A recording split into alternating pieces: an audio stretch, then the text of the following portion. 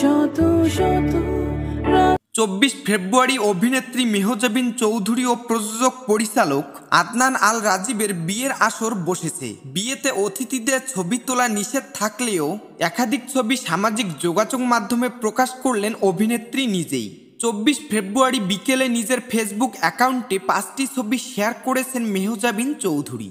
ছবিগুলো প্রকাশ করে ভালোবাসার অভিব্যক্তি জানিয়ে ক্যাপশনে মেহজাবিন লিখেছেন, 2012 সালের 9 এপ্রিল বাঁকা দাঁতের সুন্দর হাসিওয়ালা একটি ছেলে আমার সাথে দেখা করতে এসেছিল। আমি তখন একটি শুটিং হাউসের বারান্দায় দাঁড়িয়েছিলাম। তখন সে রাস্তা থেকে আমায় হাত নেড়েছিল।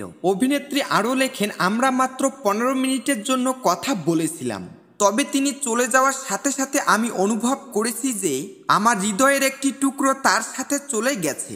তিনি আরও লেখেন, 13 বছর পরে আমরা এখানে একসাথে চলছি, সবকিছু উদযাপন করছি এবং প্রতিটি চ্যালেঞ্জকে অতিক্রম করছি। অনেকে বলে 7 বছরের বন্ধুত্ব সারা জীবন স্থায়ী হয়, আমরা এটা প্রায় দ্বিগুণ করেছি। পাশাপাশি এ অভিনেত্রী লেখেন, 14 ফেব্রুয়ারি 2025-এ আমরা আমাদের বন্ধন দৃঢ় করেছি, এই যাত্রা সামনে চলার প্রতিশ্রুতি দিয়ে।